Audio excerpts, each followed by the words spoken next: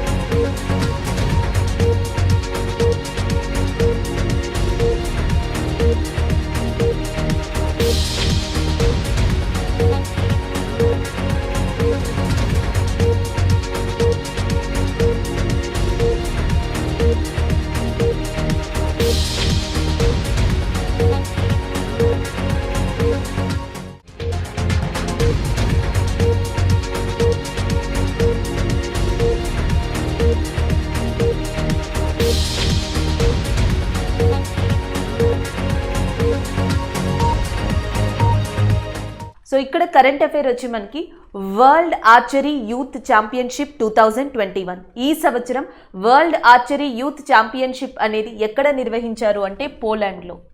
So పోలాండ్లోని రోక్లా అనే ప్రదేశంలో దీనిని నిర్వహించడం జరిగింది. స్పెసిఫిక్గా ప్లేస్ అడిగితే మీరు రోక్లా అని పెట్టచ్చు, లేదా కంట్రీ అడిగితే పోలాండ్. అలాగే కంట్రీ కనిపించింది కాబట్టి దీని క్యాపిటల్ కూడా గుర్తుపెట్టుకోండి. అండ్ పోలాండ్ యొక్క క్యాపిటల్ వచ్చేసి వార్సాగా ఉంది. Warsaw is a capital of Poland. కానీ నిర్వహించింది ఎక్కడ అంటే రోక్లాలో. అయితే జనరల్గా మనకి వరల్డ్ ఆర్చరీ ఫెడరేషన్ 1931లోనే ప్రపంచంలో ఆర్చరీ ఛాంపియన్షిప్ని స్టార్ట్ చేసింది. దాని తర్వాత ఒక్కొక్క సంవత్సరం కూడా వివిధ కేటగిరీస్ని ఇంట్రడ్యూస్ చేసుకుంటూ వచ్చింది. ఒకసారి ఆర్చరీ ఛాంపియన్షిప్ని, ఒకసారి పారా ఛాంపియన్షిప్ని, ఒకసారి యూత్ ఛాంపియన్షిప్ని, ఒకసారి స్కై ఆర్చరీ ఛాంపియన్షిప్ని. ఇట్లా వరల్డ్ ఆర్చరీ యూత్ ఛాంపియన్షిప్ అనే దాన్ని ఎప్పుడు స్టార్ట్ చేశారు అంటే 1991లో స్టార్ట్ చేశారు. సో అప్పటి నుంచి ఆల్టర్నేటివ్ ఇయర్లో ఒక సంవత్సరం మొదలుకొని ఇంకొక సంవత్సరంలో మనకి ఈ ఈవెంట్ అనేది కండక్ట్ చేసుకుంటూ వచ్చారు వివిధ ప్రదేశాల్లో.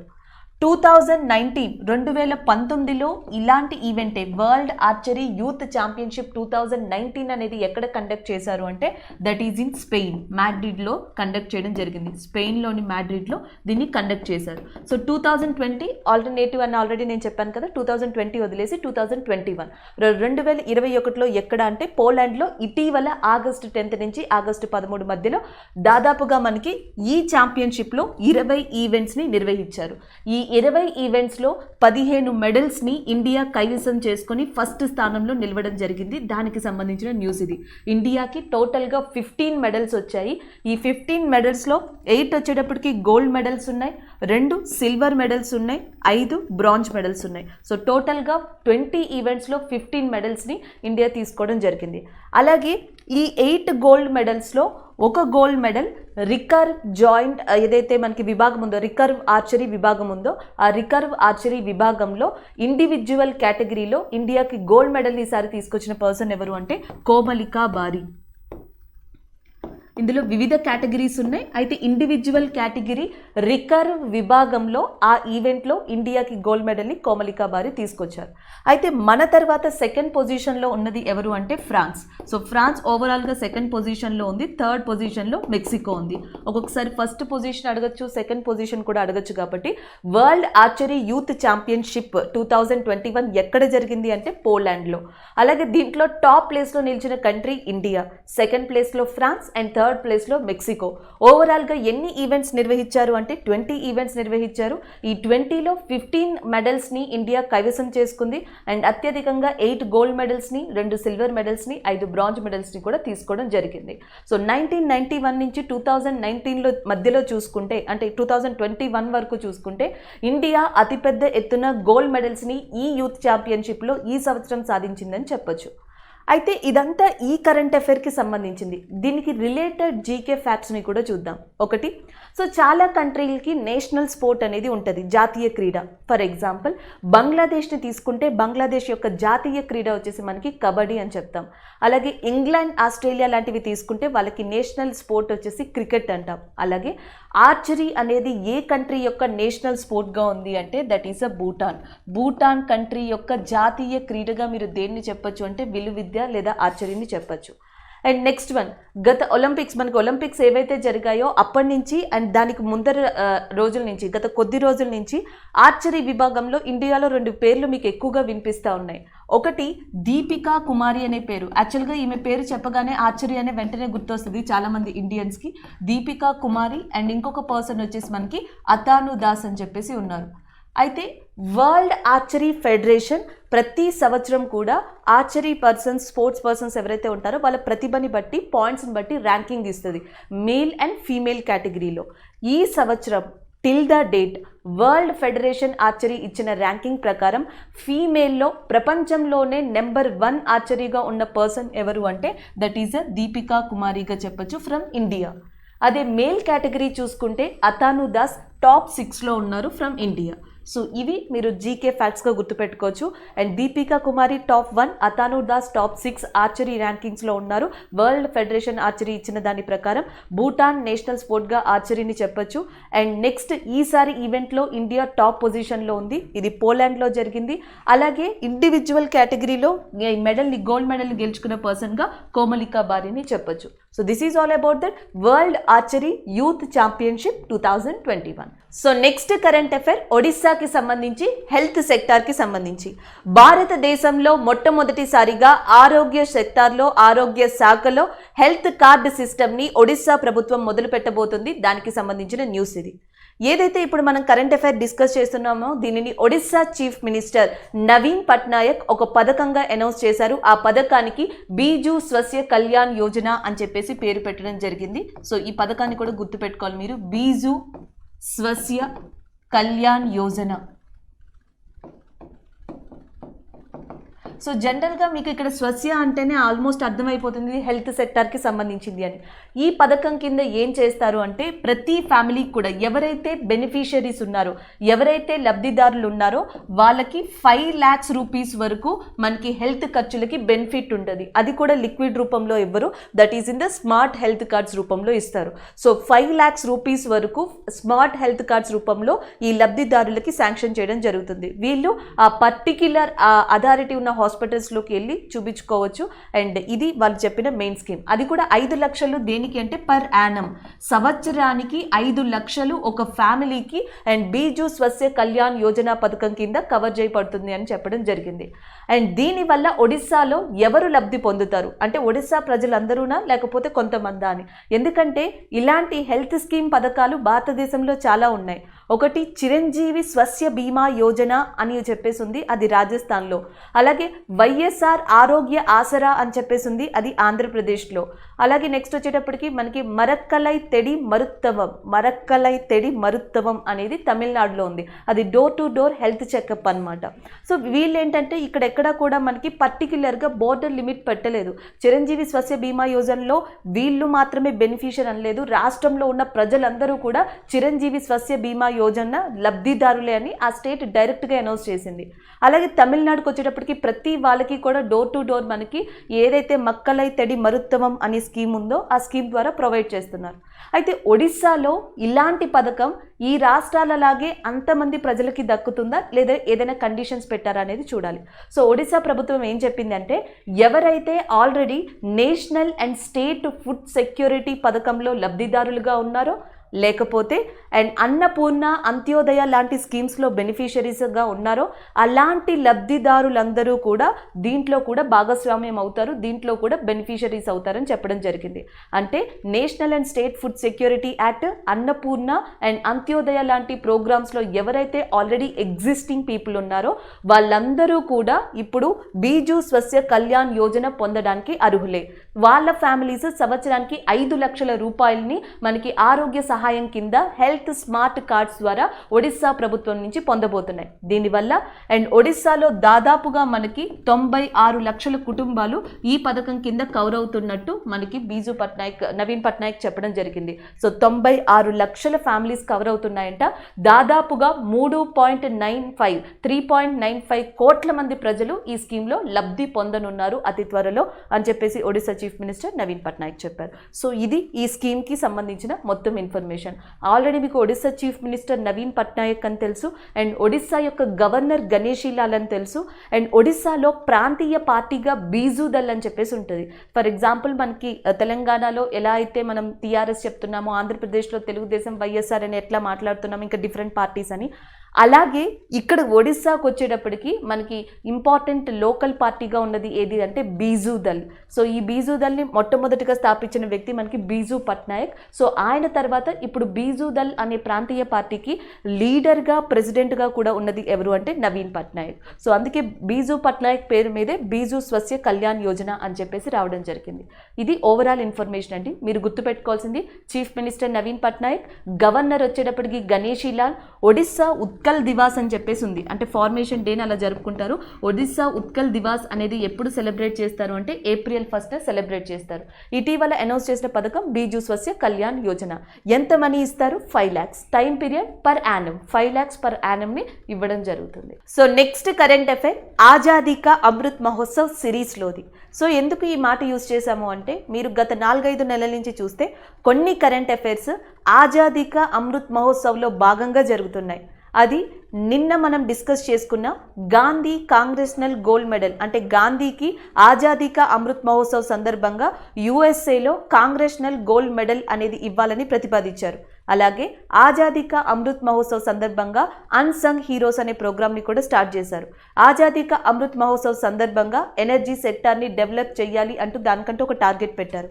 ఇలాంటి ఆజాదీ కా అమృత్ మహోత్సవ్ సిరీస్లోనే ఇంకొక కరెంట్ అఫైర్, ఇంకొక న్యూస్ వచ్చిందని చెప్పొచ్చు. అది విమెన్ ఎంపవర్మెంట్ రిలేటెడ్. దాన్ని శ్రీ శక్తి ఛాలెంజ్ అని చెప్పొచ్చు, నారీ శక్తీకరణ అని కూడా చెప్పొచ్చు. సో ఇటీవల ఆజాదీ కా అమృత్ మహోత్సవ్ని అనుసరించి శ్రీ శక్తి ఛాలెంజ్ అనే దాన్ని అనౌన్స్ చేశారు. సో ఈ శ్రీ శక్తి ఛాలెంజ్ అనే దాన్ని భారతదేశంలో నిర్వహిస్తుంది ఎవరు అంటే ఒకటి ministry of electronics and technology, ఏదైతే ఉందో మనకి information technology, electronics and information technology, and as well as UN women. ఈ 2 విభాగాలు కలిసి కండక్ట్ చేస్తున్నాయి. UN women, ministry of electronics and information technology. So ministry of electronics and information టెక్నాలజీకి ప్రస్తుతం మినిస్టర్గా ఉన్నది ఎవరు అంటే అశ్విని వైష్ణవ్ గారు. మీకు ఆల్రెడీ తెలుసు, ఈయన రైల్వే శాఖ మంత్రిగా కూడా ఉన్నారు. అలాగే UN విమెన్ యొక్క హెడ్ క్వార్టర్స్ అనేది ఎక్కడుందంటే దట్ ఈజ్ ఇన్ న్యూయార్క్. ఈ 2 కలిసి సంయుక్తంగా ఈ ఛాలెంజ్ని నిర్వహిస్తున్నాయి.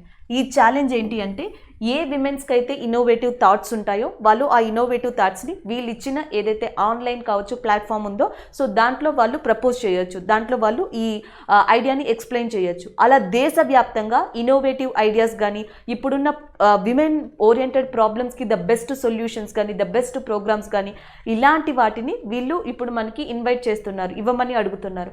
ఇలా దేశవ్యాప్తంగా ఎవరైతే మనకి విమెన్స్ ఇలాంటి ఐడియాస్ ఇచ్చారో దీంట్లో ద టాప్ బెస్ట్ 10 నామినీస్ని సెలెక్ట్ చేస్తారు. మొట్టమొదటిగా 10 నామినీస్ని సెలెక్ట్ చేయడం జరుగుతుంది. వీళ్ళకి కొన్ని రోజులు మెంటర్షిప్ ప్రోగ్రామ్ ఇస్తారు. అది ఇచ్చిన తర్వాత వీళ్ళు ఏదైతే ఐడియాని మనకి ఇవ్వడం జరిగిందో, ఏ ఐడియానైతే వీళ్ళకి చెప్పారో అదే ఐడియాని అండ్ స్టార్టింగ్ ఒక ప్రోటోటైప్ తయారు చేయాల్సి ఉంటుంది, ఒక ప్రోటోటైప్ ఇంప్లిమెంట్ చేయాల్సి ఉంటుంది. అలా ప్రోటోటైప్ ఇంప్లిమెంట్ చేయడానికి ఈ 10 నామినీస్ కూడా ఒక్కొక్కరికి 1 lakh రూపీస్ని ఇవ్వడం జరుగుతుంది. సో దాని తర్వాత ప్రోటోటైప్ తయారు చేసిన తర్వాత సో ఈ 10 నామినీస్లోంచి ద బెస్ట్ నామినీస్ని, ద బెస్ట్ పర్సన్స్ని తీయడం జరుగుతుంది. సో ఎంతమందిని సెలెక్ట్ చేస్తారనేది చెప్పలేదు. ఈ 10 నామినీస్లో ది బెస్ట్ పర్సన్స్ని సెలెక్ట్ చేసి సో వాళ్ళు ఏదైతే ఐడియా చెప్పారో వాళ్ళ ఐడియా మార్కెట్లోకి వెళ్ళేందుకు, అది ఇంప్లిమెంట్ అయ్యేందుకు ఒక్కొక్క అవార్డీకి కూడా ఇండివిజువల్గా 5 lakhs రూపీస్ ఇస్తామని చెప్పడం జరిగింది. ఇది నారీ శక్తీకరణ్ లేదా శక్తి పురస్కార్ యొక్క ఛాలెంజ్గా చెప్పొచ్చు. అయితే ఈ పురస్కారం అనేది ఆల్మోస్ట్ మనకి 2 months నుంచి 3 months ప్రాసెస్లో జరుగుతుంది. ఇది కరెంట్ అఫైర్ అనేది ప్రోలాంగ్ వెళ్తుంది కాబట్టి మీరు గుర్తుపెట్టుకోవాల్సింది ఏంటంటే 10 నామినీస్ని మొట్టమొదటిగా సెలెక్ట్ చేస్తారు, 1 lakh రూపీస్ ఇస్తారు. అండ్ ప్రోటోటైప్ కోసం, ప్రోటోటైప్ ప్రాజెక్ట్స్ కోసం దాంట్లోంచి ది బెస్ట్ని సెలెక్ట్ చేసి సో బెస్ట్ వచ్చిన వాళ్ళకి ఒక్కొక్కరికి కూడా 5 lakhs రూపీస్ ఇస్తారు. వాళ్ళ ఐడియా మార్కెట్ వరకు వెళ్ళేందుకు అండ్ వాళ్ళ ఐడియా తొందరగా ఇంప్లిమెంట్ అయ్యేందుకు. ఇదంతా కూడా ఒకటి విమెన్ ఎంపవర్మెంట్ని మనకి ఇంక్రీజ్ చేయడం అని చెప్పొచ్చు. అండ్ విమెన్స్ ఇండిపెండెంట్గా నిలబడడానికి ఒక ఫినాన్షియల్ స్టెబిలిటీ కమిటీని మనకి ministry of information technology and UN women కలిసి సహకరిస్తున్నాయని చెప్పొచ్చు. So this is all about that Amrit Mahotsav Shri Shakti challenge. మీరు ఎప్పుడైనా సరే స్కీమ్లో అమౌంట్ వస్తే అది గుర్తుపెట్టుకోవాలి, ఎవరు నిర్వహిస్తున్నారో కూడా గుర్తుపెట్టుకోవాల్సిన అవసరం ఉంది. ఈ రెండే ఈ కరెంట్ అఫైర్లో మెయిన్ థింగ్గా చెప్పొచ్చు. సో నెక్స్ట్ కరెంట్ అఫైర్ మనకి ఛత్తీస్గఢ్కి సంబంధించింది. ఆల్రెడీ నిన్న ఛత్తీస్గఢ్కి సంబంధించిన ఒక కరెంట్ అఫైర్ని డిస్కస్ చేసాం.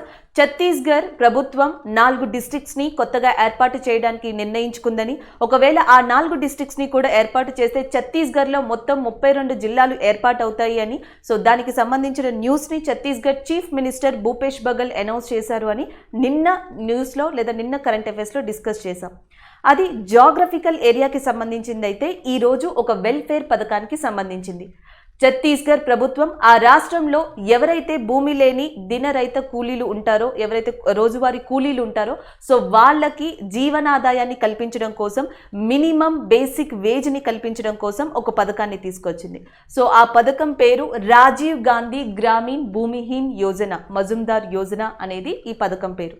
సో ఈ పథకం కింద ఆ రాష్ట్రంలో ఎవరైతే మనకి రోజువారీ కూలీలు అండ్ భూమి లేని ల్యాండ్ లేని కూలీలు ఉంటారో, సో వాళ్ళందరికీ కూడా పర్ యానంకి 6,000 రూపీస్ని కల్పించడం జరుగుతుంది. సో అది ఇక్కడ కరెంట్ అఫైర్. సో ఇటీవల ఏ రాష్ట్ర ప్రభుత్వం రోజువారీ కూలీల కోసం, సో డైలీ వేజెస్ లేబర్స్ కోసం ఒక పథకాన్ని అనౌన్స్ చేసింది అని అడిగితే దట్ ఈస్ ఛత్తీస్గఢ్. ఆ పథకం పేరు ఏంటి అని అడిగితే రాజీవ్ గాంధీ గ్రామీణ్ భూమిహీన్ అండ్ మజుందార్ యోజన అనే పథకాన్ని అనౌన్స్ చేయడం జరిగింది. యాక్చువల్గా ఇలాంటి పథకాలు మనకి సెంట్రల్ వైడ్ ఉన్నాయి and as well as state wide కూడా ఉన్నాయి. కాకపోతే ఇందులో ఉన్న కొంచెం డిఫరెన్స్ ఏంటి అంటే, ఇప్పుడు మీరు తెలంగాణ చూసుకున్నారనుకోండి రైతు బంధు అని చెప్పేసి ఒక స్కీమ్ ఉంది. ఆంధ్రప్రదేశ్ తీసుకున్నారనుకోండి రైతు భరోసా అని చెప్పేసి స్కీమ్ ఉంది. సో తెలంగాణ లాంటి స్టేట్స్ని చూసి సెంట్రల్ కూడా ఇన్స్పైర్ అయ్యి మనకి ప్రైమ్ మినిస్టర్ సమ్మాన్ నిధి యోజన, కిసాన్ సమ్మాన్ నిధి యోజన లాంటివి కూడా మొదలుపెట్టింది. సో దీనికి డిఫరెన్స్ ఏంటంటే ఇక్కడ క్లియర్గా చెప్పారు ల్యాండ్లెస్ లేబర్ అని, ఎవరికైతే అసలు భూమి లేదో అలాంటి వాళ్ళకి అని. ఈ రైతు బంధు, రైతు భరోసా కానీ పిఎం కిసాన్ సమ్మాన్ నిధి యోజనలో కానీ ఏంటంటే ఇన్ని ఎకరాల లోపు ఎవరైతే ఉంటారో సో వాళ్ళకి 6,000 రూపీస్ ఇస్తామని, 4 నెలలకు ఒకసారి 2,000 రూపీస్ని ఇన్స్టాల్మెంట్లో ఇస్తామని ఇలా చెప్పడం జరిగింది. సో ఇక్కడ ఏంటంటే భూమిని అసలు కన్సిడర్ చేయరు అండ్ భూమి లేని వాళ్ళు దీంట్లో మనకి పూజార్లు కానీ బార్బర్స్ కానీ ఇలాంటి అన్ని రకాల పీపుల్ కూడా కవర్ అవుతారంట. సో అది ఇందులో డిఫరెంట్గా చెప్పొచ్చు.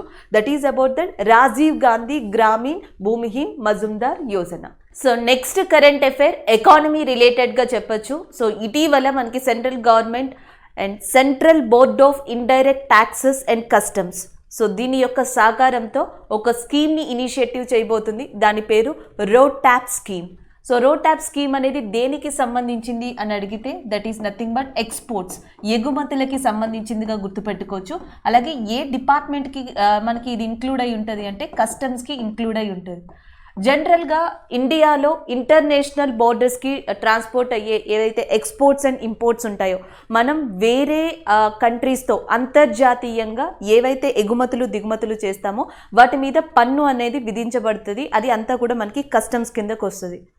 అయితే ముఖ్యంగా ఇందులో ఇండియా బెనిఫిట్ పొందేది దేని నుంచి అంటే ఎక్స్పోర్ట్స్ నుంచి అని చెప్పొచ్చు. ఎందుకంటే మనం వేరే కంట్రీస్కి ఎక్స్పోర్ట్ చేయడం వల్ల మన ఎకానమీ అనేది డెవలప్ అవుతుంది, మన ఎకానమీ అనేది గ్రోత్ కూడా జరుగుతుంది. కానీ ఇండియాలో ఉన్న మెయిన్ ప్రాబ్లం ఏంటి అంటే మన మార్కెట్ ప్రొడక్ట్స్కి అంత మార్కెటింగ్ అనేది కంప్లీట్గా లేదు మిగతా డెవలప్డ్ కంట్రీస్తో పోల్చుకుంటే, మ్యాక్సిమం కంట్రీస్తో పోల్చుకుంటే. అండ్ ద సెకండ్ థింగ్ ఏంటి అంటే మనకి ఇక్కడ main problem export charges, export మీద విధించే ట్యాక్సెస్ ఏవైతే ఉన్నాయో ఆ ప్రాబ్లమ్ని కూడా ఇండియన్స్ చాలా సంవత్సరాల నుంచి ఫేస్ చేస్తున్నారు. అందుకని చెప్పేసి మనం ఎక్స్పోర్ట్స్ ఏవైతే ఉన్నాయో, మన గూడ్స్ ఏవైతే ఉన్నాయో అవి ప్రపంచవ్యాప్తంగా ఈజీగా సర్క్యులేట్ అయ్యేందుకు, మన వాళ్ళని ఇండియన్స్ని ప్రోత్సహించేందుకు, అండ్ ద థర్డ్ థింగ్ వచ్చేటప్పటికి మన యొక్క ఎక్స్పోర్ట్ రేట్ని ఇంక్రీజ్ చేసేందుకు ఈ రోడ్ ట్యాప్ స్కీమ్ అనే దాన్ని తీసుకొచ్చారు. యాక్చువల్గా customs duty act 1972, customs tariffs act 1975 కింద భారతదేశంలో ఎగుమతులు దిగుమతుల మీద సుంకాన్ని విధించడం జరుగుతుంది. ఎక్స్పోర్ట్స్ ఇంపోర్ట్స్ మీద ట్యాక్స్ని విధిస్తారు. అయితే ఇప్పుడు ఏం చేస్తున్నారంటే ఇప్పుడున్న జనరల్ డేటా ప్రకారం ఆల్మోస్ట్ మనకి 8,555 ఐటమ్స్ మీద 0.5%, 2.5%, 4%, సో ఇలాంటి ట్యాక్సెస్ని విధించడం జరుగుతుంది. సో ఇక మీదట ఏం చేస్తారంటే central board of indirect taxes ఏదైతే కస్టమ్స్ ట్యాక్స్ ఉన్నాయో అండ్ వీళ్ళు అండ్ ఐటీ డిపార్ట్మెంట్ యొక్క సహకారంతో ఒక ఎలక్ట్రికల్ లేదా డిజిటల్ లెగ్జర్ని మెయింటైన్ చేస్తారు. అలా మెయింటైన్ చేస్తూ సో మన ఇండియా నుంచి ఏవైతే మెయిన్గా ఎక్స్పోర్ట్స్ ఉన్నాయో ఈ ఎక్స్పోర్ట్స్కి సంబంధించిన కొన్ని ఐటమ్స్కి మనకి ఎగ్జంప్షన్ అనేది ఇవ్వడం జరుగుతుంది. ఎగుమతుల యొక్క ట్యాక్స్ మీద ఎగ్జంప్షన్ అనేది ఇస్తారు లేదా రెమిషన్ అయినా ఇవ్వడం జరుగుతుంది. దానికి సంబంధించిన న్యూస్ ఇది. RoDTEP is a scheme which provided exemption or remission on the products taxes. So అది ఇక్కడ మనం మెయిన్గా చెప్పొచ్చు. దీనివల్ల ఇండియాలో ఉన్న ఎక్స్పోర్ట్స్కి గిరాకీ అనేది పెరుగుతుంది, డెవలప్మెంట్ అవుతుంది, ఎంకరేజ్మెంట్ కూడా ఇచ్చినట్టు ఉంటుంది. సో దానికి సంబంధించిన కరెంట్ అఫైర్ ఇది. అలాగే ఎక్స్పోర్ట్స్ ఇంపోర్ట్స్ కానీ కస్టమ్స్ కానీ ఇవన్నీ కూడా దేంట్లోకి వస్తాయి అంటే మనకి ఇండైరెక్ట్ ట్యాక్సెస్లోకి వస్తాయి. మీకు ఆల్రెడీ తెలుసు కూడా ఇది ఇండైరెక్ట్ ట్యాక్స్ అంటాం. సో జనరల్గా భారతదేశానికి రెవెన్యూలో మోస్ట్ ఇంపార్టెంట్ క్రూషియల్ రోల్ని ప్లే చేసేది ట్యాక్సెస్, పన్నులే. సో ఈ పన్నులు అనేవి 2 టైప్స్లో ఉంటాయి. డైరెక్ట్ ట్యాక్సెస్, ఇండైరెక్ట్ ట్యాక్సెస్ అంటాం. డైరెక్ట్ ట్యాక్సెస్ వచ్చేటప్పటికి ఇన్కమ్ లేదా పర్సనల్ ట్యాక్స్ని, కార్పొరేట్ ట్యాక్స్ని, సో ఇలాంటి ప్రాపర్టీ ట్యాక్స్ని, ఇలాంటి అన్నిటినీ కూడా మనం డైరెక్ట్ ట్యాక్స్లోకి తీసుకుంటాం. కస్టమ్స్ ట్యాక్స్ లాంటి వాటిని ఇండైరెక్ట్ ట్యాక్సెస్లోకి తీసుకుంటాం. అలాంటి కస్టమ్ ట్యాక్స్లో ఎక్స్పోర్ట్స్కి సంబంధించి రెమిషన్ లేదా ఎగ్జంప్షన్ అనే దానికోసం రోడ్ ట్యాప్ అనే స్కీమ్ని ఇటీవల ప్రవేశపెట్టడం జరిగింది. సో నెక్స్ట్ కరెంట్ అఫైర్ వచ్చేటప్పటికి మనకి వరల్డ్లో వర్స్ట్ అండ్ క్లీనెస్ట్ సిటీస్ రిపోర్ట్ని బ్రిటిష్ కంట్రీ ఆధారంగా పనిచేస్తున్న మనకి హౌస్ ఫ్రెష్ అనే ఒక సంస్థ ఇచ్చింది. దానికి సంబంధించిన న్యూస్ ఇది. హౌస్ ఫ్రెష్ అనే సంస్థ మనకి బ్రిటన్ కేంద్రంగా పనిచేస్తుంది. అది ఇటీవల మనకి వరల్డ్లో మోస్ట్ అండ్ వర్స్ట్ క్లీనియస్ట్ సిటీస్ని ఇవ్వడం జరిగింది. సో యాక్చువల్గా కంట్రీస్ పరంగా చూసుకుంటే మనకి వరల్డ్లో మోస్ట్ పొల్యూటెడ్ కంట్రీగా ఉన్నది ఏది అంటే బంగ్లాదేశ్ ఈ రిపోర్టు ప్రకారం. అండ్ నెక్స్ట్ సెకండ్ కంట్రీగా ఉన్నది ఏది అంటే that is a Pakistan. And third కంట్రీగా ఉన్నది ఏది అంటే ఇండియా. అండ్ ఫోర్త్ కంట్రీగా ఉన్నది ఏది అంటే మంగోలియా. ఈ హౌస్ ఫ్రెష్ రిపోర్ట్ ప్రకారం టాప్ మోస్ట్ పొల్యూటెడ్ కంట్రీస్ ఏవి ప్రపంచంలో ఉంటే బంగ్లాదేశ్ ఫస్ట్ ర్యాంకింగ్లో ఉంది, సెకండ్ ర్యాంకింగ్లో పాకిస్తాన్ ఉంది, థర్డ్ ర్యాంకింగ్లో ఇండియా అండ్ ఫోర్త్ ర్యాంకింగ్లో మంగోలియా ఉన్నాయి. అండ్ మోస్ట్ పొల్యూటెడ్ 50 సిటీస్లో 50 సిటీస్లో 49 సిటీస్ ఈ 4 కంట్రీస్ నుంచే ఉన్నాయని చెప్పడం జరిగింది. అలాగే నెక్స్ట్ అదే సిటీస్ విషయానికి వస్తే, ఇవి కంట్రీస్, సిటీస్ విషయానికి వస్తే మోస్ట్ పొల్యూటెడ్ సిటీగా ఉన్నది ఏది అంటే హోత్నా. సో హోత్నా అనే ప్రాంతం జిన్జియాంగ్ ప్రావిన్సీ అయిన చైనా ప్రాంతానికి సంబంధించింది. సో చైనాలోని హోత్నా అనే ప్రాంతం most polluted city in the world కింద హౌస్ ఫ్రెష్ ఎయిర్ రిపోర్ట్ ఇవ్వడం జరిగింది. అండ్ సెకండ్ ప్లేస్లో ఉన్నది ఏది అంటే Ghaziabad. So Ghaziabad is located in Uttar Pradesh ఏరియాగా చెప్పొచ్చు. ఇది సెకండ్ ప్లేస్లో ఉంది.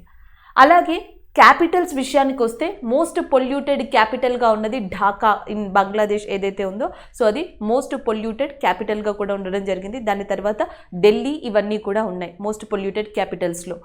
అండ్ నెక్స్ట్ వచ్చేటప్పటికి క్లీనెస్ట్ సిటీస్కి వచ్చేటప్పటికి ద క్లీనెస్ట్ సిటీగా జుడ్బారీ which is located in Australia. So ఆస్ట్రేలియాకి సంబంధించిన సిటీ మనకి క్లీనెస్ట్ సిటీగా సో దీంట్లో అర్హత పొందడం జరిగింది. ఇవి మనకి మొత్తానికి చూసుకుంటే the world's best and worst towns and cities for the cleanest ఎయిర్గా చెప్పొచ్చు. సో నెక్స్ట్ కరెంట్ అఫైర్ మనకి ఒక స్కీమ్కి సంబంధించింది, ఒక పథకానికి సంబంధించింది. సో దాని పేరు కర్ కందా స్కీమ్. సో ఈ కర్ కందారా స్కీమ్ అనేది ఇటీవల ఏ ప్రభుత్వం ప్రకటించింది అంటే జమ్మూ కాశ్మీర్. సో జమ్మూ కాశ్మీర్ కేంద్ర పాలిత ప్రభుత్వం ఇటీవల ఒక స్కీమ్ని, పథకాన్ని మనకి అనౌన్స్ చేయడం జరిగింది. దాని పేరు కర్ కందారా స్కీమ్. సో మీరు ఇక్కడ చూడొచ్చు, అది యాక్చువల్గా ఒక ఎంబ్రాయిడరీ స్కీమ్ అంటాం లేదా ట్రెడిషనల్ హ్యాండీక్రాఫ్ట్ అంటాం. భారతదేశంలో ట్రెడిషనల్ హ్యాండీక్రాఫ్ట్స్ అంటే ఎప్పటి నుంచో వచ్చే పరంపరగా చేతి వృత్తులు చాలా ఉన్నాయి. దాంట్లో జమ్మూ కాశ్మీర్లో కూడా మనకి చాలా ఇంపార్టెంట్ ట్రెడిషనల్ వర్క్స్ ఉన్నాయి.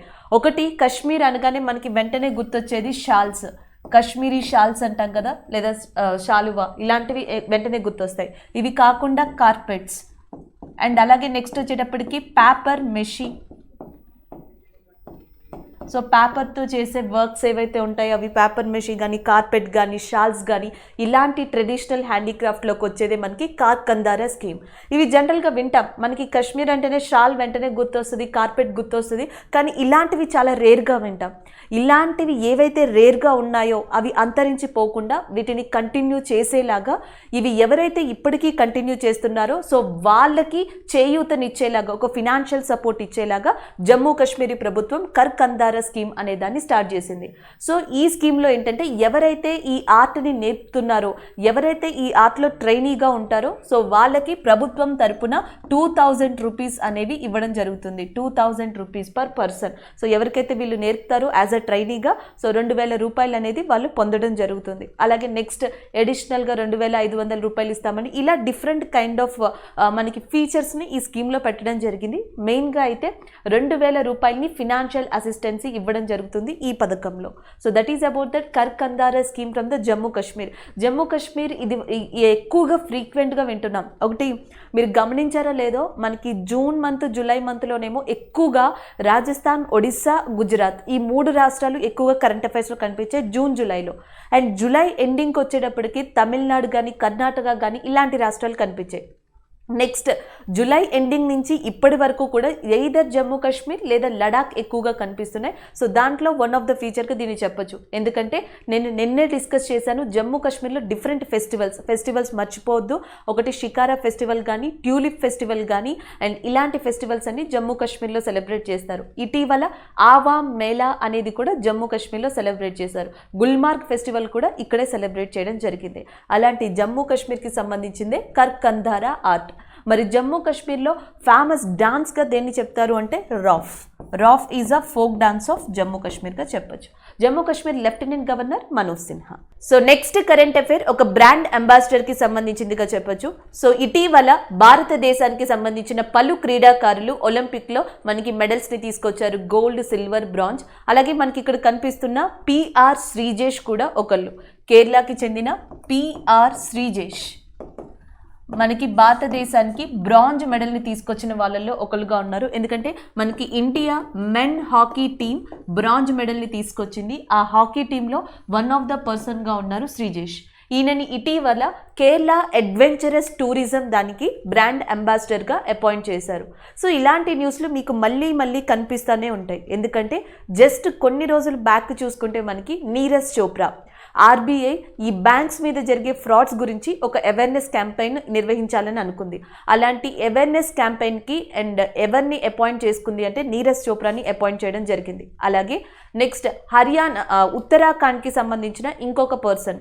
సో మనకి ఉత్తరాఖండ్కి సంబంధించిన one of the important hockey women's ప్లేయర్ని ఆ స్టేట్ యొక్క విమెన్ అండ్ చైల్డ్ డెవలప్మెంట్ దానికి బ్రాండ్ అంబాసిడర్గా అపాయింట్ చేశారు. సో అది పివి సింధు నెక్స్ట్ వేరే వాటికి బ్రాండ్ అంబాసిడర్గా అపాయింట్ అయ్యారు. అలాగే మీరాబాయి చాన్హు ఇలా ఒక్కొక్కరుగా అవుతూ వస్తున్నారు. వీళ్ళల్లో శ్రీజేష్ని చెప్పొచ్చు. సో శ్రీజేష్ ఇటీవల మనకి మెన్స్ హాకీ టీంలో వన్ ఆఫ్ ద మెంబర్గా ఉన్నారు బ్రాంజ్ తీసుకొచ్చిన వాళ్ళల్లో. అండ్ ఈయనని కేరళ టూరిజం అడ్వెంచరస్ టూరిజంకి బ్రాండ్ అంబాసిడర్గా చేశారు. Kerala is very famous for the tourism and that to adventure tourism అంటాం. అంటే బ్యాంబో రాఫ్టింగ్ అంటాం. సో రాఫ్టింగ్, బ్యాంబో రాఫ్టింగ్ కానీ, మౌంటైన్ క్లైంబింగ్ కానీ, సైక్లింగ్ కానీ, ట్రీ హౌస్ స్టేయింగ్ కానీ, లేకపోతే పారాగ్లైడింగ్ కానీ ఇలాంటివన్నీ కూడా భారతదేశంలో కేరళ చాలా ఫేమస్గా చెప్పొచ్చు అడ్వెంచరస్ టూరిజంలో. సో వీటినన్నిటినీ ప్రమోట్ చేయడానికి బ్రాండ్ అంబాసిడర్గా శ్రీజేష్ అపాయింట్ అయ్యారు. సో దానికి సంబంధించిన న్యూస్ ఇది. ఆల్రెడీ మీకు తెలుసు కేరళ చీఫ్ మినిస్టర్గా పి విజయన్ ఉన్నారు. నిన్న కరెంట్ అఫైర్స్లో డిస్కస్ చేసుకున్నాం. Kerala chief minister P Vijayan ఇటీవల మనకి భారతదేశంలోనే మొట్టమొదటి డ్రోన్ రీసెర్చ్ ల్యాబ్ ఇన్స్టిట్యూట్ని కేరళలో ఇనాగ్రేట్ చేశారు అని చెప్పేసి. సో దాని తర్వాత నెక్స్ట్ ఈ శ్రీజరన్ గురించి కూడా మనం డిస్కస్ చేసుకోవడం జరిగింది. So next current affair book and ఆధార్కి సంబంధించి. సో ఆధార్ పేరు వచ్చేటప్పటికి మన్రీత్ సూది సోమేశ్వర్. సో ఈమెని మన్రీత్గా గుర్తుపెట్టుకోవచ్చు మీరు. So Manreet is Aadhaar. ఈమె రాసిన book Lahore book 1 of the partition. So Lahore book 1 of the partition అనే బుక్ని ఇటీవల మన్రీత్ రాసి ఉన్నారు. ఇది బుక్ అండ్ ఆధార్కి సంబంధించి. అండ్ ఇంకొకటి ఏంటి అంటే ఈమె ఒక బుక్ వల్ల చాలా ఫేమస్ అయ్యారని చెప్పొచ్చు. గర్ల్స్ అండ్ ద సిటీ అనే ఒక బుక్ని రాశారు ఈమె. సో అది చాలా పాపులర్ అయ్యింది. అలా మనకి మన్రీత్ చాలా ఫేమస్ ఆధార్గా తెలుసు. అలాంటి పర్సన్ మనకి Lahore book 1 of the partition అనే దాన్ని రాశారు.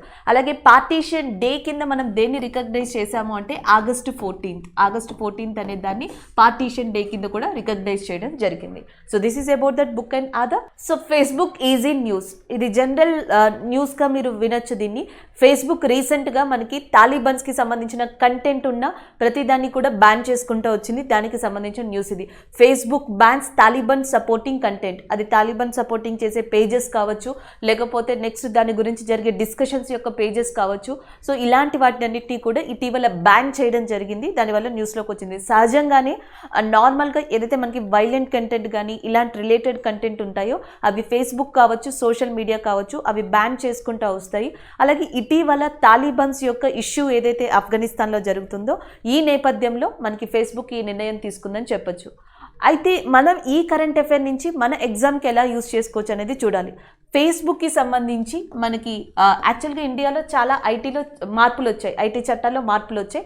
దాంట్లో ఏంటంటే ఓటీటీ ప్లాట్ఫామ్స్ని కంట్రోల్ చేసేందుకు, సోషల్ మీడియాస్ని కంట్రోల్ చేసేందుకు భారతదేశ ప్రభుత్వం చాలా గైడ్లైన్స్ని విడుదల చేసింది. ఈ గైడ్లైన్స్ సందర్భంగానే ఈ సంవత్సరం ఫేస్బుక్ ఇండియాలో గ్రేవెన్సీ ఆఫీసర్ కింద ఒక పర్సన్ని నియమించింది. తన పేరు స్ఫూర్తి ప్రియ. సో మనకి స్ఫూర్తి ప్రియ అనే పర్సన్ ఏ సోషల్ మీడియా యొక్క ఏ సోషల్ ప్లాట్ఫామ్ యొక్క గ్రేవెన్సీ ఆఫీసర్గా ఉన్నారు ఇండియాలో అంటే దట్ ఈస్ ఫేస్బుక్గా చెప్పొచ్చు. అలాగే మనం గత కొద్ది రోజుల క్రితమే డిస్కస్ చేసుకున్నాం. యాక్చువల్గా ఫేస్బుక్ని ప్రపంచవ్యాప్తంగా చాలా వైడ్గా యూజ్ చేస్తారని తెలుసు. అయితే ఇటీవల టిక్టాక్ ఫేస్బుక్ని మనకి అధిగమించింది. అత్యధిక డౌన్లోడ్స్ని ప్రపంచంలో ఎక్కువగా టిక్టాక్కి చేసుకున్నారు. ఇది ఫేస్బుక్ని క్రాస్ చేసింది అని కూడా మనం డిస్కస్ చేసుకోవడం జరిగింది. దానివల్ల న్యూస్లో ఉంది. అలాగే కొంతమంది కింద కమెంట్ చేశారు ఆఫ్ఘనిస్తాన్కి అండ్ ఇండియాకి సంబంధించిన సరిహద్దు రేఖ ఏది అని. అది డ్యూరాండ్ లైన్ అండి, కానీ అది వివాదాస్పదంగా ఉంది. మధ్యలో పాక్ ఆక్రమిత కశ్మీర్ ఉండడం వల్ల సో ఆ డ్యూరాండ్ లైన్ మనకి ఇష్యూ కింద అయ్యింది. కొంతకాలం మనకి ఆఫ్ఘనిస్తాన్ దాన్ని యాక్సెప్ట్ చేయక కొంతకాలం పీఓకే మధ్యలో ఉన్న ఇష్యూ వల్ల సో అది ఒక వివాదాస్పద ప్రాంతమైంది. డ్యూరాండ్ సరిహద్దు అనేది మనం కన్సిడర్ చేస్తాం ఆఫ్ఘనిస్తాన్కి ఇండియాకి మధ్య ఉన్న సరిహద్దుగా. సో అది కింద కమెంట్ చేసిన దానికి క్లారిఫికేషన్. కానీ ఇక్కడ మనం గుర్తుపెట్టుకోవాల్సింది ఫేస్బుక్ వచ్చింది కాబట్టి న్యూస్లో ఇది గుర్తుపెట్టుకోవచ్చు. ఆఫ్ఘనిస్తాన్ అంటే మీకు ఆల్రెడీ తెలుసు, క్యాపిటల్ వచ్చేసి మనకి కాబూల్గా ఉంది. సరిహద్దుగా మనం కన్సిడర్ చేసేది ఏది అంటే డ్యూరాండ్ లైన్ అనే దాన్ని మనం కన్సిడర్ చేస్తాం. ఇటీవల ఏ ప్రెసిడెంట్ ఆ పదవి నుంచి తప్పుకున్నారో ఆఫ్ఘనిస్తాన్లో అంటే అష్రఫ్ గనీ. సో నెక్స్ట్ కరెంట్ అఫైర్ ఒక సమిట్కి సంబంధించింది, ఒక సమావేశానికి సంబంధించింది. అది కూడా United nations world geospatial Congress summit అనేది ఈ సంవత్సరం మనకి ఇండియా నిర్వహించబోతుంది. ఇండియా హోస్ట్ చేస్తుంది, అది కూడా హైదరాబాద్ కేంద్రంగా. సో దానికి సంబంధించిన న్యూస్ ఇది. సో ఇటీవల United nations world geospatial and as well as information. So world geospatial information and congress section అనేది ఎక్కడ జరగబోతుంది అంటే మనకి that is in India and as well as హైదరాబాద్లో జరగబోతుంది. లాస్ట్ టైం దీన్ని హోస్ట్ చేసిన కంట్రీ ఏది అంటే చైనా. సో 2018లో చైనా కండక్ట్ చేసింది, ఈసారి ఇండియా కండక్ట్ చేయబోతుంది ఈ సమావేశాన్ని. యాక్చువల్గా మనం ఆల్రెడీ తెలుసు మీకు జీపీఎస్, జిఐఎస్ అంటాం. మనం ఏదైతే geographical information system, geographical position system అని చెప్పేసి ఏదైతే మాట్లాడతామో సో దానికి యూజ్ చేసుకునే విధంగా మనకి జియోస్పేషియల్ అనేది ఉంటుందని చెప్పొచ్చు. సో జనరల్గా జియోగ్రఫికల్ ఇన్ఫర్మేషన్ సిస్టంలో ఏంటి అంటే మీరు డేటాని స్టోర్ చేయొచ్చు, డేటాని యాక్సెస్ చేయొచ్చు, ఎనలైజ్ చేయొచ్చు. జియోస్పేషియల్కి వచ్చేటప్పటికి ఏంటంటే ఒక పర్టిక్యులర్ విషయాన్ని గురించి అది ఎనాలిసిస్ చేస్తుంది, ఒక పర్టిక్యులర్ డేటా గురించి అది ఎనాలిసిస్ చేస్తుంది, ఒక కాంపోనెంట్, జియోగ్రఫికల్ కాంపోనెంట్ గురించి ఇన్ఫర్మేషన్ ఇస్తుంది. సో అలాంటి వాటిని జియోస్పేషియల్ ఇన్ఫర్మేషన్గా చెప్పొచ్చు. So world geospatial information congress summit అనేది ఇటీవల ఎవరు నిర్వహించబోతున్నారు అంటే ఇండియా. ఆల్రెడీ మనం చూసాం ఐబిఎస్ఏ మీకు ఆల్రెడీ తెలుసు కూడా, ఇండియా, బ్రెజిల్, సౌత్ ఆఫ్రికా. ఈ సమావేశం ఇండియానే హోస్ట్ చేసింది. నెక్స్ట్ బ్రిక్స్ సమావేశం ఇండియానే హోస్ట్ చేసింది. ఇప్పుడు యునైటెడ్ నేషన్స్ వరల్డ్ ఏదైతే జియోస్పేషియల్ ఇన్ఫర్మేషన్ కాంగ్రెస్ అంటున్నామో దీన్ని కూడా ఈ సంవత్సరం ఇండియానే నిర్వహించడం జరిగింది. ఈ 3 అంతర్జాతీయ సమావేశాలకి కూడా హోస్ట్ కంట్రీగా ఉన్నది 2021లో ఎవరు అంటే that is India. So next current affair visceral leishmaniasis. So ఇది ఒక డిసీజ్కి సంబంధించింది లేదా హెల్త్ పరంగా చెప్పొచ్చు. ఈ విసరల్ లెష్మనైసిస్ని మనం కాలా అజార్గా కూడా పిలవచ్చు. ఇది జనరల్గా చాలా మందికి తెలుసు ఈ నేమ్తో, కాలా అజార్, లేకపోతే దీనిని బ్లాక్ ఫీవర్గా కూడా పిలుస్తాం.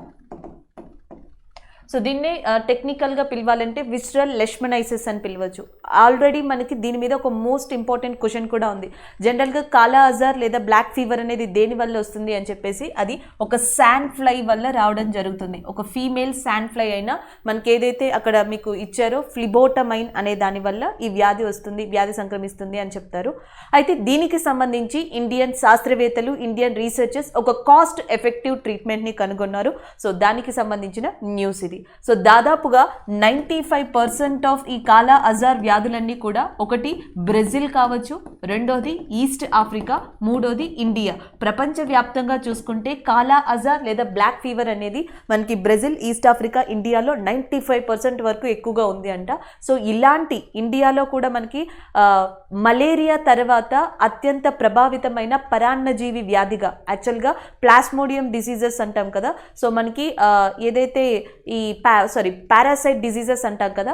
సో మనకి మలేరియా తర్వాత సెకండ్ పారాసైట్ డిసీజెస్గా ఉన్నది ఏది అంటే కాలా అజార్ అని చెప్తాం ఇండియాలో. అలాంటి దానికి ఒక కాస్ట్ ఎఫెక్టివ్ ప్రాపర్ ట్రీట్మెంట్ని ఇటీవల ఒక గ్రూప్ ఆఫ్ శాస్త్రవేత్తలు ఇండియాలో కనుగొనడం జరిగింది. ఆ వార్త రావడం వల్ల మనం ఇక్కడ డిస్కస్ చేసుకుంటున్నాం. సో ఇంకా ట్రీట్మెంట్ ఏంటి, ఆ అంశాల గురించి ఇంకా మనకి న్యూస్ రావాల్సి ఉంది. బట్ ఆల్రెడీ కాలా అజార్ అనేది న్యూస్లోకి వచ్చింది కాబట్టి ఇది దేని వల్ల వస్తుంది, బ్యాక్టీరియానా ఇలా అడిగితే కనుక పారాసైట్ వల్ల వస్తుంది అని చెప్పేసి మీరు గుర్తుపెట్టుకోవచ్చు. అది కూడా సింపుల్గా శాండ్ ఫ్లై, ఆ ఫీమేల్ శాండ్ ఫ్లై అయినా మనకి ఏదైతే ఫ్లిబోటమైన్ అని ఉందో సో దానివల్ల ఈ వ్యాధి వస్తుంది. ఎక్కువగా వచ్చే కంట్రీలు Brazil, east Africa and India. So next current affair ఎకానమీకి సంబంధించింది, దట్ టు ఆర్బీఐ ఒక నూతన సూచిక లేదా ఇండెక్స్ని లాంచ్ అయిపోతుంది. దాని పేరు ఫినాన్షియల్ ఇంక్లూజన్ ఇండెక్స్. సో మనకి ఫినాన్షియల్ ఇంక్లూజన్ ఇండెక్స్ అనే దాన్ని ఎవరు రిలీజ్ చేయబోతున్నారు అంటే దట్ ఈస్ ఆర్బీఐ. దానికి సంబంధించిన న్యూస్ ఇది. అసలు ఫస్ట్ మనం తెలుసుకోవాల్సింది ఫినాన్షియల్ ఇంక్లూజన్ అంటే ఏంటి అనేది. ఒక బ్యాంక్ తన కస్టమర్కి ఏవైతే సర్వీసెస్ని, ఫినాన్షియల్ సర్వీసెస్ని ప్రొవైడ్ చేస్తుందో సో దాన్ని సింపుల్ టర్మ్స్లో మనం ఫినాన్షియల్ ఇంక్లూజన్ అని చెప్పేసి పిలవచ్చు. అలాంటి బ్యాంకింగ్ ప్రొవైడ్ చేసే ఫినాన్షియల్ సర్వీసెస్కి సంబంధించి ఒక సూచికని ఈసారి నుంచి ఆర్బీఐ రిలీజ్ చేయనుంది. దీంట్లో ఏం ఉంటాయంటే ఇండికేటర్స్, ఒకటి మనకి బ్యాంకింగ్ అనేది ఇందులో తీసుకుంటారు. అండ్ దాని తర్వాత నెక్స్ట్ వచ్చేటప్పటికి ఇన్వెస్ట్మెంట్ని కూడా తీసుకోవడం జరుగుతుంది యాజ్ అ ఇండికేటర్గా. నెక్స్ట్ వచ్చేటప్పటికి ఇన్వెస్ట్మెంట్, బ్యాంకింగ్, పెన్షన్ కూడా తీసుకోవడం జరుగుతుంది. అండ్ నెక్స్ట్ ఇన్సూరెన్స్ని తీసుకుంటారు, పోస్టల్ సర్వీసెస్ని తీసుకుంటారు. Postal services, insurance, pension, investment, banking ఇవన్నీ కూడా ఇండికేటర్స్గా తీసుకోవడం జరుగుతుంది. వీటినన్నిటినీ కూడా ఫినాన్షియల్ ఇంక్లూజన్ ఇండెక్స్లో మెజర్ చేస్తారు. సో మనకి అసలు ఫినాన్షియల్ ఇంక్లూజన్ ఇండెక్స్లో ఎలా మెజర్ చేస్తారు, ఎలా ఇస్తారు అనే ఒక క్వశ్చన్ ఉంటుంది. సో దీనికి సంబంధించి వాళ్ళు ఏం క్లారిఫికేషన్ ఇచ్చారు అంటే, సో ఏవైతే వీళ్ళు ఈ ఇండెక్స్లో మనకి మెజర్ చేస్తున్నారో, వేటినైతే తీసుకుంటున్నారో వాటి యొక్క ర్యాంకింగ్ దేని ఆధారంగా ఇస్తారంటే మీరు అక్కడ చూడొచ్చు, యాక్సెస్, యూసేజ్, క్వాలిటీ. సో 20% వరకు క్వాలిటీ మీద ర్యాంక్ ఆధారపడి ఉంటుంది, 20%, అండ్ 45% వరకు యూసేజ్ మీద ఆధారపడి ఉంటుంది, అండ్ 35% వరకు యాక్సెస్ మీద ఆధారపడి ఉంటుంది.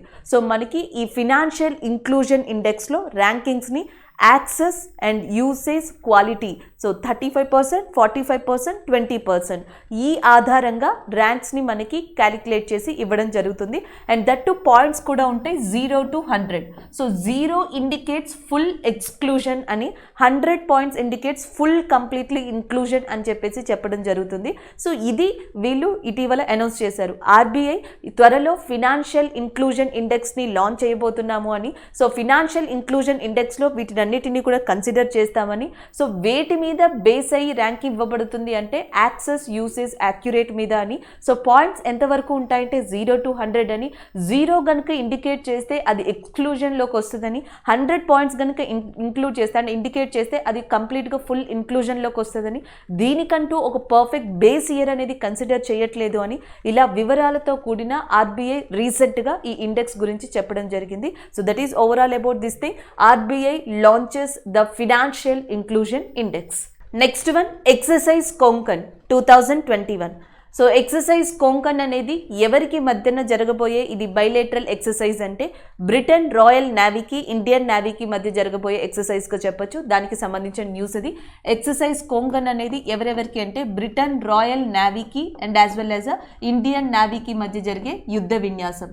సో దీనికోసం అని చెప్పేసి మనకి ఏదైతే షిప్ ఉందో ఐఎన్ఎస్ తాబార్ అంటున్నాం. సో ఐఎన్ఎస్ తాబార్ అనేది ఇటీవల ఇంగ్లాండ్ పోర్టు తీరాన్ని తాకడం జరిగింది, పోర్టు తీరానికి చేరుకోవడం జరిగింది. సో దానికి సంబంధించిన న్యూస్ ఇది. భారతదేశానికి సంబంధించిన ఐఎన్ఎస్ తాబార్ ఇటీవల ఇంగ్లాండ్ పోర్టుకి చేరింది. ఎందుకంటే ప్రతిసారి నిర్వహించే ఎక్సర్సైజ్ కొంకన్ ఏదైతే ఉందో సో ఆ exercise Konkan Britain royal navy and Indian navy మధ్య జరగబోతుంది. సో దీంట్లో ఐఎన్ఎస్ తాబార్ పార్టిసిపేట్ చేయబోతుంది. ఆల్రెడీ మీరు ఒకటి చూసారు హెచ్ఆర్ఎంఎస్ క్వీన్ ఎలిజబెత్ షిప్ అని, ఇది వరకు న్యూస్లో ఉన్నది HRMS queen Elizabeth ship. So ఇది బ్రిటన్లోనే అతిపెద్ద వార్షిప్గా చెప్తాం. బ్రిటన్లో అతిపెద్ద యుద్ధ నౌకగా చెప్పేది ఏది అంటే హెచ్ఆర్ఎంఎస్ క్వీన్ ఎలిజబెత్ షిప్. ఇది గత నెల అంటే జూలైలో ఇండియన్ ఓషన్ చేరుకుంది. ఎందుకంటే ఇండియన్ ఓషన్ హిందూ మహాసముద్ర కేంద్రంగా Indian navy and as well as Britain navy రెండూ కలిసి ఒక యుద్ధ విన్యాసాన్ని కండక్ట్ చేశాయి అండ్ ఇండియన్ ఓషన్ కేంద్రంగా. అప్పుడు మనకి ఈ హెచ్ఆర్ఎంఎస్ క్వీన్ ఎలిజబెత్ షిప్ అనేది పార్టిసిపేట్ చేసింది.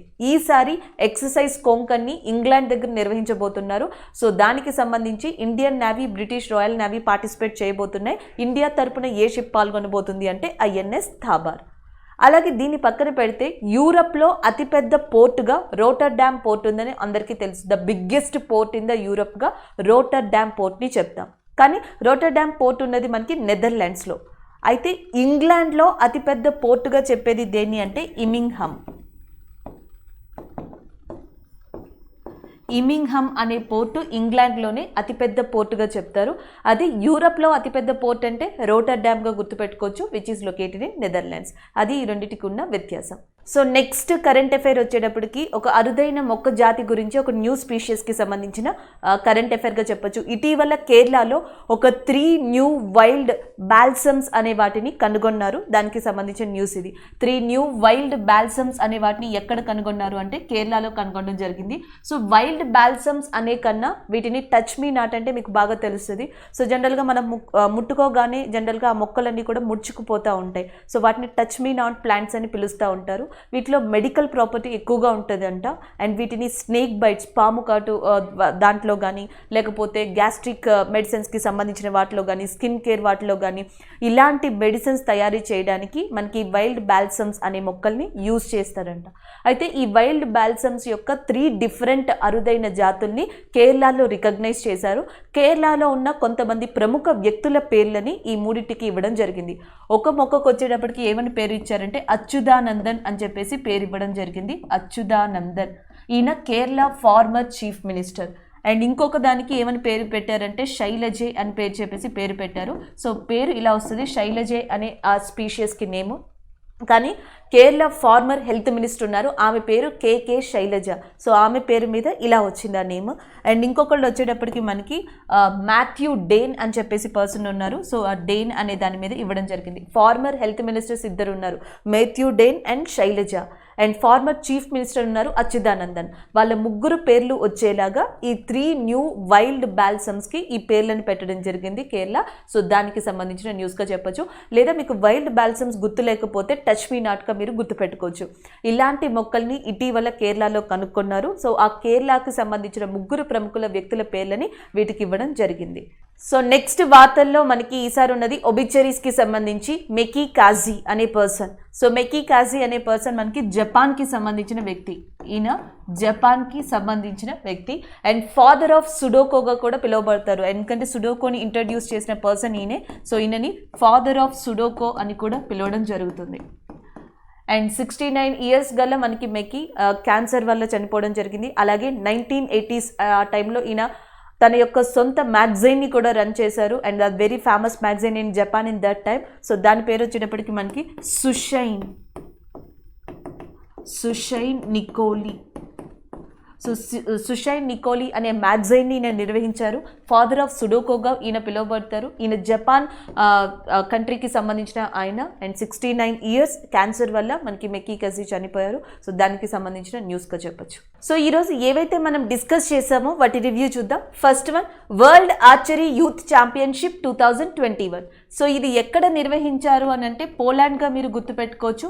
అలాగే ఇండియా ఎన్ని మెడల్స్ని గెలుచుకుందంటే 15 మెడల్స్ని గెలుచుకుంది. సో ఈ ఛాంపియన్షిప్లో ఫస్ట్గా నిలిచింది ఇండియా, సెకండ్గా నిలిచింది ఫ్రాన్స్ అండ్ థర్డ్గా నిలిచింది Mexico countries. Next one, Odisha become first state to provide smart health cards. ఈ హెల్త్ కార్డ్స్ ద్వారా ఎంత మనీని మనకి ఒడిస్సా ప్రభుత్వం ఆ ప్రజలకి అందజేయనుంది హెల్త్ సర్వీస్ కంటే 5 lakhs. సో ఎంత టైం పీరియడ్కి అంటే పర్ యానమ్కి. సో పర్ యానమ్కి 5 లక్షలు, సంవత్సరానికి 5 లక్షలు. సో ఎవరైతే లబ్ధిదారులు ఉంటారో ఒడిస్సాలో, సో వాళ్ళకి హెల్త్కి గాను ఈ హెల్త్ కార్డు ద్వారా మనకి ఒడిస్సా ప్రభుత్వం ప్రొవైడ్ చేయనుంది. Next one, Amrit Mahotsav Shri Shakti challenge. దీనిని ఎవరు నిర్వహిస్తున్నారు అంటే UN women and as well as a ministry of electronics and information technology. ఈ రెండు కూడా సంయుక్తంగా కలిసి వీటిని నిర్వహిస్తున్నాయి. ఒకవేళ ఈ ఛాలెంజ్లో కనుక విన్ అయితే, సో విన్ అయిన ప్రతి మెంబర్కి కూడా ఎంత అమౌంట్ని ఇస్తారు అంటే 5 lakhs రూపీస్ అమౌంట్ని ఇవ్వడం జరుగుతుంది. Next one, Rajiv Gandhi Grameen Bhoomiheen Majumdar Yojana. ఈ పథకం ప్రకారం ల్యాండ్లెస్ పీపుల్ ఎవరైతే ఉంటారో, సో అలాంటి ల్యాండ్లెస్ పీపుల్కి సంవత్సరానికి ఎంత మనీని ప్రొవైడ్ చేయడం జరుగుతుంది అంటే 6,000 రూపాయలని ప్రొవైడ్ చేయడం జరుగుతుంది ఛత్తీస్గఢ్ ప్రభుత్వం. సో దానికి సంబంధించిన న్యూస్ ఇది. And the next one, and road tap scheme. ఈ రోడ్ ట్యాప్ స్కీమ్లో ఏంటి అంటే మనకి కస్టమ్స్ డ్యూటీ గురించి చెప్తున్నారు. కస్టమ్ డ్యూటీస్లో ఇంపార్టెంట్గా చెప్పబడే ఎక్స్పోర్ట్స్ అని చెప్పొచ్చు. ఎగుమతుల శుంకం ఏదైతే ఉంటుందో సో దానికి మినహాయింపునిస్తారు లేదా తిరిగైనా చెల్లిస్తారు. Remittance or else exemption is there on the export taxes and which especially launched by that Indian government on the name of RoDTEP స్కీమ్గా చెప్పొచ్చు. సో నెక్స్ట్ వన్ చూసేటప్పటికి the world's best and worst towns రిపోర్ట్ని ఎవరు release చేశారు అంటే house fresh report అనేది Britain ఆధారంగా పనిచేస్తుంది. ఇది రిలీజ్ చేసింది. దీంట్లో మోస్ట్ పొల్యూటెడ్ కంట్రీగా బంగ్లాదేశ్ అండ్ దాని తర్వాత పాకిస్తాన్, దాని తర్వాత ఇండియా, దాని తర్వాత మంగోలియా ఉన్నాయి. వరల్డ్లోనే పొల్యూటెడ్ సిటీగా ఉన్నది చైనాలోని హోత్నాన్ అనే సిటీ అండ్ రెండోది గజియాబాద్ ఇన్ ఇండియాగా చెప్పొచ్చు. సో నెక్స్ట్ చూసుకుంటే Olympian PR Sreejesh. So PR Sreejesh దేనికి సంబంధించిన వాళ్ళు అంటే హాకీ టీంకి సంబంధించిన పర్సన్. ఆయన బ్రాంజ్ మెడల్ని కూడా తీసుకొచ్చారు హాకీ టీం తరపున. సో అలాంటి పర్సన్ని కేరళ అడ్వెంచరస్ టూరిజానికి బ్రాండ్ అంబాసిడర్ని చేసింది. సో నెక్స్ట్ చూసుకుంటే Lahore, book 1 of the partition trilogy. So Lahore అనే బుక్ని ఇటీవల ఎవరు రాశారు అంటే మన్రిత్ సోమేశ్వర్ అనే పర్సన్ మనకి ఈ బుక్ని రాశారు. Facebook bans Taliban supporting content. So Facebook Taliban supporting లేదా దానికి సంబంధించిన రిలేటెడ్ కంటెంట్ పేజెస్ కానీ ప్లాట్ఫామ్స్ కానీ ఏవైతే ఉన్నాయో వాటిని అన్నిటిని బ్యాన్ చేసింది ఇటీవల. And the next one, United nations world geospatial information congress సమావేశం. ఈ సమావేశం ఈ సంవత్సరం ఎవరు నిర్వహించబోతున్నారంటే ఇండియా. అండ్ ఎక్కడ నిర్వహించబోతున్నారు అంటే that is Hyderabad. And the next one వచ్చేటప్పటికి విస్రల్ లెష్మానియస్. సో విస్రల్ లెష్మానియస్ అని పిలవచ్చు లేదా దీనిని ఏమని కూడా పిలవచ్చు అంటే కాలా అజారా అని కూడా పిలవచ్చు. కాలా అజారా బ్లాక్ ఫీవర్. సో ఇది మనకి శాండ్ ఫ్లై వల్ల వస్తుందని తెలుసు. అయితే దీనిని కాస్ట్ ఎఫెక్టివ్గా ప్రాపర్ ట్రీట్మెంట్ ఇచ్చేందుకు ఇటీవల ఇండియన్ సైంటిస్టులు ఒక కొత్త మార్గాన్ని కనుగొన్నారు. దానివల్ల వార్తల్లోకి వచ్చింది. Next one, RBI launches the financial inclusion index. So ఇటీవల RBI ఫినాన్షియల్ ఇంక్లూజన్ ఇండెక్స్ అనే దాన్ని లాంచ్ చేయనుంది. సో దీంట్లో ఏంటి అంటే ఒకటి క్వాలిటీ, రెండోది వచ్చేటప్పటికి యాక్యురసీ, ఇలాంటి వాటిని ఇండికేటర్స్గా చూపిస్తూ వాటితో మెజర్ చేస్తూ బ్యాంకింగ్ని, ఇన్వెస్ట్మెంట్ని, ఇన్సూరెన్స్ని, పోస్ట్ని and as well as a payments ఏదైతే మనకి పెన్షన్ ఉన్నాయో పెన్షన్స్ని వీటినన్నిటిని ఇంక్లూడ్ చేసి ఈ సూచికని రిలీజ్ చేయనుంది RBI. The next one, exercise Konkan అనేది Indian navy and as well as ఎవరు కలిసి సంయుక్తంగా నిర్వహించబోతున్నారు అంటే బ్రిటన్ నేవీ కలిసి సంయుక్తంగా నిర్వహించబోతుంది. అలాగే దీంట్లో ఇండియాకి సంబంధించి ఏ షిప్ పార్టిసిపేట్ చేయబోతుంది అంటే మనకి that is nothing but INS Tabar. So ఐఎన్ఎస్ తాబార్ అనేది దీంట్లో పార్టిసిపేట్ చేయబోతుంది. Next one 3 new wild balsams identified in Kerala. Touch me నాట్గా పిలువబడే వైల్డ్ బాల్సమ్స్ అనేవి ఇటీవల 3 కొత్త జాతుల్ని కేరళలో కనుగొన్నారు. ఆ 3 కొత్త జాతులకి కూడా Achuthanandan and Shailaja and next Mathew Dan అని చెప్పేసి పేరు పెట్టడం జరిగింది. Mathew Dan, KK Shailaja former health ministers of కేరళగా ఉన్నారు. Achuthanandan is a former chief minister of Kerala. And the next one Maki Kaji passes away. So Maki కెజీస్ని మనకి ఫాదర్ ఆఫ్ సుడోకోగా పిలుస్తారు. Is called as a father of sudoku. And ఈయన ఏ కంట్రీకి సంబంధించిన ఆయన అంటే జపాన్ కంట్రీకి సంబంధించిన ఆయన. 69 ఇయర్స్ గల మ్యాకీ క్యాన్సర్ వ్యాధితో బాధపడుతూ చనిపోవడం జరిగింది. సో దానికి సంబంధించిన కరెంట్ అఫైర్ ఇది. సో ఇవి ఈరోజు మనం ఓవరాల్గా కంప్లీట్గా డిస్కస్ చేసుకున్న కరెంట్ అఫైర్స్. Thank you.